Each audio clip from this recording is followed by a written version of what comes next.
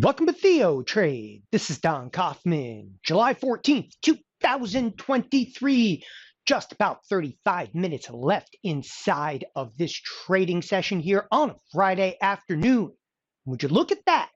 S&Ps, some sell side activity. Gotta tell you, wild trading session in play right now. And there are just market distortions of epic proportions everywhere we look. Let's start this weekend's update with just a quick glance at, well, what I would call extreme moves everywhere on the screen. Obviously, most people are going to, tune in. They're going to look at the S&Ps, right? They're going to go back to the week and say to themselves, what are you talking about? It's a wild and woolly up move throughout the course of this week. Sure, I would agree. Then you start looking over at the bond product and realizing that bonds, explosive move to the upside. Have you looked at the dollar? Okay, just absolutely, horrendous sell side activity, most of which has occurred in the overnight sessions. Start looking at things like financials. They were bid until they were sold into the energy sector. I mean, everywhere we look on the screen right now, mega market cap flying to the upside, but having a wicked intraday reversal today. Take a look at the likes of NVIDIA at this point. Again, extreme moves are everywhere on the screen.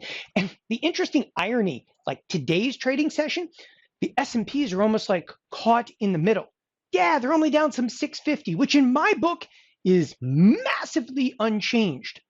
But there are much bigger forces in play in this marketplace right now. All right, let's really start to break down some of the action in the marketplace just piece by piece. First and foremost, we cruise over to the SPX. Now, I often call the SPX, it's the mother of all products. The reason I call it that is this is where order flow, is generated from. All right, whether you like it or not, whether you realize it or not, the SPX, and not everybody trades the SPX, and I'll tell you why, because it is the beast. Okay, the SPX today is good for about, we'll say to the end of the session, 2.4 million contracts, which doesn't sound like that much, but 2.4 million contracts, of a $4,500 product. Then you take a look at a product like the spiders. The spiders are basically the same thing as the SPX. Yeah, they're good for about 7 million contracts today. And again, you just add up maybe a little spiders, maybe a little SPX, right there, you're at 10 million contracts. This marketplace, the entire marketplace today, you're probably lucky to do between 45 and 50 million contracts. And again, you have this huge amount of all the contract size being done inside of the SPX and spiders, which are basically one and the same. And the reason I say that, this is where order flow is generated from. And the SPX options, they're moving the S&P futures. And the reason that I'm spending some time on this, and it's just imperative, the SPX, and again, we're going to mark it on the screen. There's 1, 2, 3, and this looks like 4, Effectively, what you have right now is 4 out of the last 5 weeks have breached expected move. And this week, it is significant to the upside. Granted, there's still 30 minutes left in the trading session. We could come down and prove me wrong, and I'm okay with that. The point of this, and the point that people miss inside of the expected move, and I'm emphatic about this stuff because people don't realize what they're getting themselves into here. The marketplace in SPX, I think we could all agree it's large. Again, it's a $4,500 product, The notional value of trading one of those contracts is just huge by huge. There are literally billions of dollars traded, trillions, if you look throughout the course of an expected move in a week, right? And the marketplace is getting it wrong. What I mean by that is, what do you really think an expected move is? This week of trade, the expected move, right? This is the option marketplace's handicapping risk. The expected move was plus or minus $59 on the button. That was the expected move. actual move, well, look, we started the week right around 4,400. Where are we right now? Basically 45 and change. So we were at one point today, we were 2 times. We were literally at a 2 sigma. That's a, 1 sigma. We are literally at a 2 sigma move. Okay. And we've cooled off a little bit. Maybe we see some more sell side. I don't know. Maybe we actually rally back up. But what am I actually trying to deliver by saying this? Who cares, man? Whatever. We moved outside. Yes. But this plus or minus $59, okay, billions of dollars. This was the line in the game. And what basically occurred? We smashed through it. Yeah, one time wouldn't matter. Okay, last week we actually hit the lower edge of the expected move. The week before that, shattered the upside. The week before that, right through the downside. The week before that, shattered through the upside. I do not care whether the expected move is being breached in the upside or the downside. Okay, lo and behold, the only thing that matters is it is a sign of the marketplace literally getting it wrong, getting ripped apart at the seams. This is where everybody from market making firms, they all look at this and they go, holy crap, okay? How can this much money be this far off? And it's because there's chaos afoot. They can't see anything. They can't handicap anything to the future. That's exactly what it says, okay? There's turmoil in the marketplace. And you know what? The only way you can see that is through something like SPX. If you look at VIX right now, everybody's like, it's okay. The volatility's low, man. It's all going to be okay. Is it? Is it really going to be okay? When you see trillions of dollars, okay, on the line, and again, we go through this period, this incredible period right here of efficiency where the marketplace didn't breach one single time, week after week, month after month, right? And all of a sudden now we're in sheer and utter chaos. And you better read into that very, very carefully, because when the marketplace is getting it this wrong, okay, what do you think the retail trader is going to be doing? All right, they get caught in crossfire and it is just horrendous. Okay, it doesn't matter again whether you're long, whether you're short, you're both wrong. And that's one of the things you better pick up on. The other thing you better pick up on, in the short term, the moves are way outstripping the implied volatility. I'm going to say that again. That's for you listening if you're a zero, okay, day expiration trader. These short-term volatilities, okay, evidently are completely and utterly wrong. You look like 7 days out. 7 days out, it's like, oh yeah, the spiders are only going to move, $5.80. That's what it says right there, $5.79. That's the expected move, for instance, 7 days out. Really? Because we moved that far, like in 1 day this week, to the upside. And again, the market is doing a horrible job of handicapping forward risk. When the market doesn't do a good job of that, okay, we're in the middle of change right now. As I said, extreme moves are everywhere. The SPX is critical on that. The next thing I want to jump to, bond markets, okay? I am very bothered by the move this week in the bond market. For those of you that do not necessarily follow bonds. All right, when bonds are seeing sell side activity, that implies that the interest rates, of course, are going higher. That's selling in bonds, interest rates go up. This week, this week we actually saw a rally in bonds. So the interest rate is effectively going down. We're actually seeing the yield curve, okay, more inverted, even more inverted. So I ask around a little bit, just to some of our, clients here at TheoTrade, I'm like, what do you think? What does that, signify? And a lot of people are like, oh, maybe the Fed is not going to raise rates. Well, that can't be the truth. Why can't it be the truth? Because if you look at this is the CME group. This is Fed Fund Futures. Okay, check this out. We're now up to a 96% probability that the Fed is going to hike, okay, by 25 basis points. All right, so obviously the marketplace over here starts rallying the bonds. Maybe it's just oversold conditions. I'll buy into that. Maybe it's just oversold and a little short-term bounce, okay? Or maybe it's actually pricing in a recession. And you look at this and you think about it. And by the way, okay, that's controversial, right? Maybe this is pricing in a recession. And you go, it can't be a recession. Why? Because I looked over at the spiders and they're up 18% year-to-date basis. You're right. Spiders are up 18%. By the way, the QQQ, it's up 43%. Okay. Meanwhile, have you looked at other sectors? And we're going to do this a couple of times over here today. Have you looked at other sectors? Again, if you're taking a look at the financials, they're down on the year. They're basically unchanged in the year. The energy sector is actually down, still down, no matter how good this rally has been. Okay, the sectors that are right behind tech. What are the sectors behind tech? Oh, financials, which, by the way, had earnings today, right? A lot of the financials, including JP Morgan, had earnings today. Big time reversals in these stocks, big time reversals, right? Meaning that they were much better and then they fell flat on their face. Okay, Citi, take a look at Citi. This thing was actually up in the pre-market, fell flat on its face. It goes on and on. Wells Fargo, massively unchanged after being up on the day. The point that I am trying to make, okay, it's a market of distortion, of epic proportion. That's obviously the title over here. And no matter how many times you say it, people, they don't get it. You only need one wicked reversal in an NVIDIA, okay? Your 18% gain on the spider turns into an 18% loss really fast if the Qs don't hold their weight, okay, for the remainder of the year. Am I trying to scare you by that? No, I'm scared by that. Okay, the distortions right now that you're seeing on the screen, no one has ever seen divergences of market capitalization this big. Mega market cap, and you know exactly what I'm talking about. It's NVIDIA, okay? It's Tesla, right? And Tesla skyrocketed over here, but it hasn't done that much lately, okay? Meta was skyrocketing, of course, until today. Huge reversal on the day.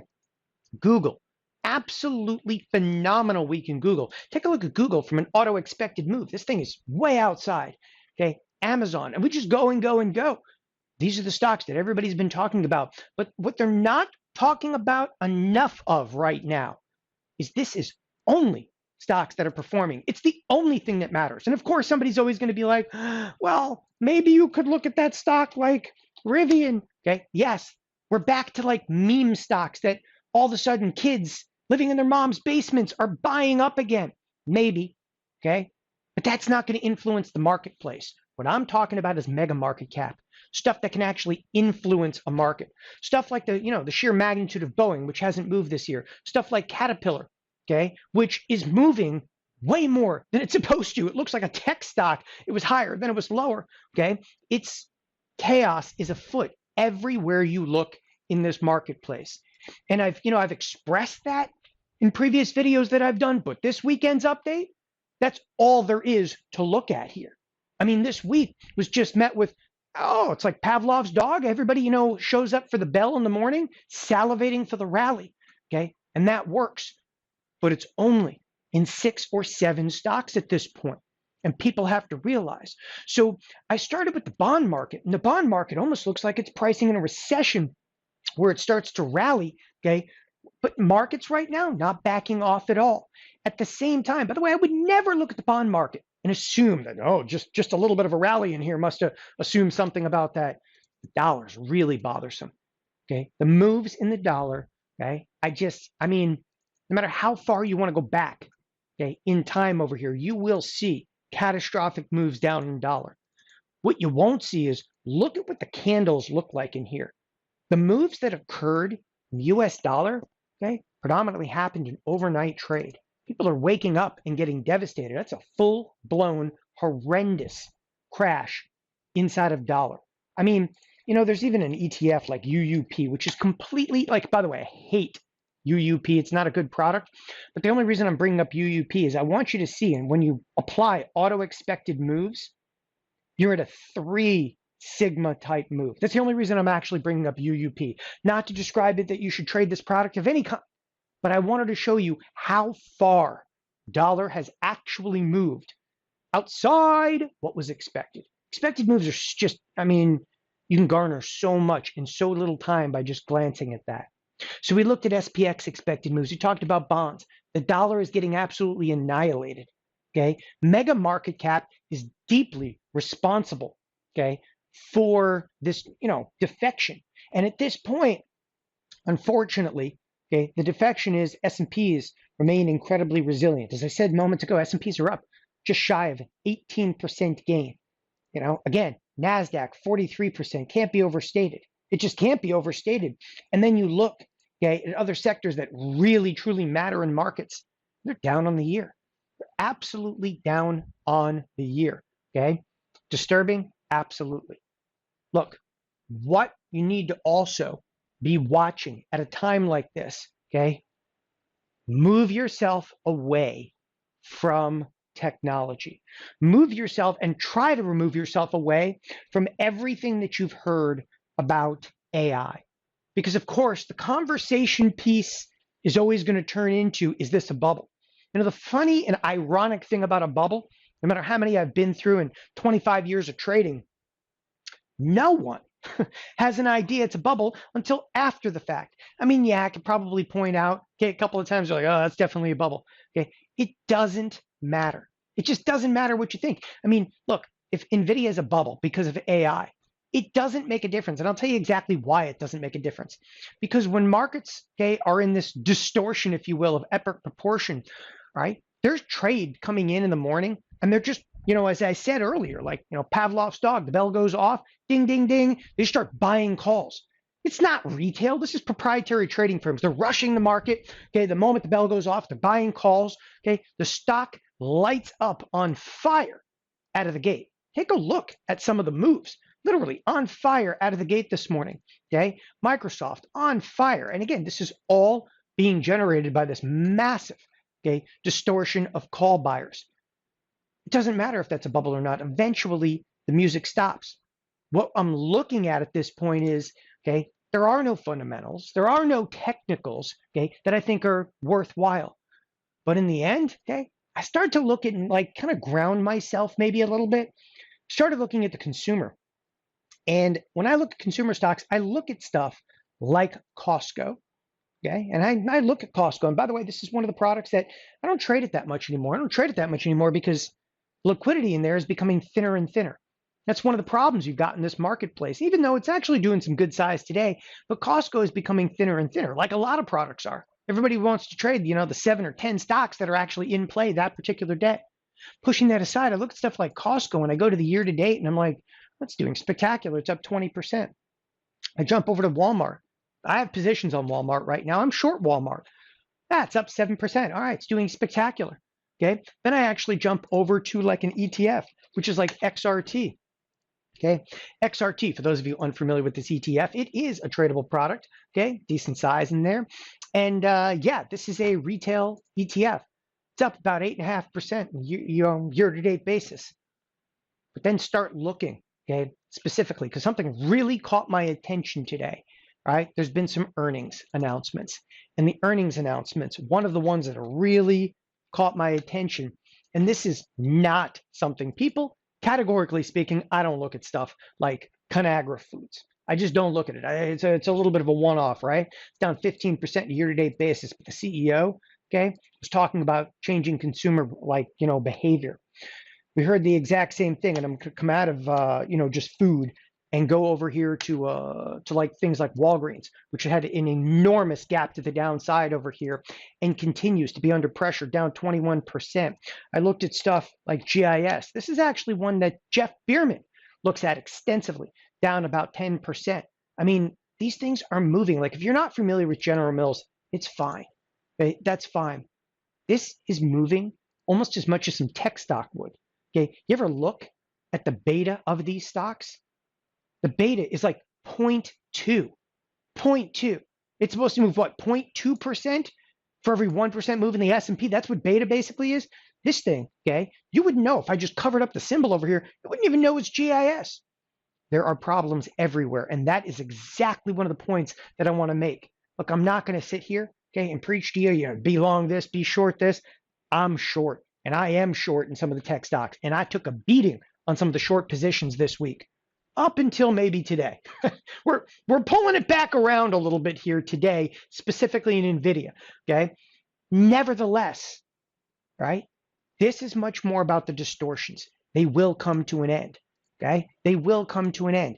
And at some point, as a trader, okay, the only thing that matters is not the up and down momentum. It's about the risk. It's about sustainability.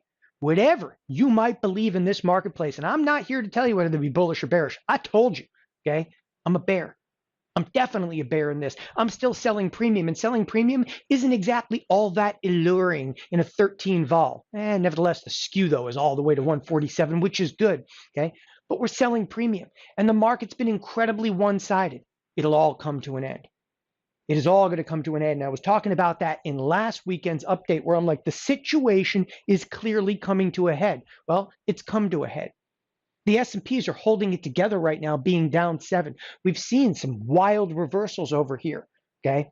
You got to make sure from a risk perspective that no matter what happens, I don't care if we explode back up another 200 points in the S&Ps, okay, or we fall 200 points in the S&Ps in a single day, okay? You have got to have a seat when the music stops, and the music will stop, okay? Epic proportions, okay? Distortions in the marketplace, and again, extreme moves everywhere in every major asset class that you're seeing. It's not comfortable out there, okay? Again, only implies that the situation is coming to a head right here, right now. I don't think we're going to make it to the Fed announcement before we see much more significant moves in this market. Last, but definitely not least, we go back to the SPX, which again, looks like it's going to be way outside the expected move, right? Market's getting ripped apart, really chaotic movement, the market getting it wrong. The thing that's probably the most disturbing out of all of this, you see this week. Again, take a look. S&P started the week down here basically at 4,400. They're at 4,500, so a 100-point move occurs. What is the expected move exactly 1 week from now? Oh, it's approximately, we'll call it 56 bucks. That's not set yet. That expected move could expand if this marketplace sells off a little bit more, right? So the expected move is not set, and the expected move is not going to be set until 15 minutes after the cash close. Got just about a half an hour before that expected move is set. But after everything that we've seen, okay, in this last week of trade, when the expected move is plus or minus basically 56 bucks, that's incredibly lackluster. There's no way, okay? Do not sell short duration options. You got to be a buyer at this point. That is insanely low, okay? When you are seeing, again, market distortions of proportions of this magnitude, it's all about that. It's about magnitude.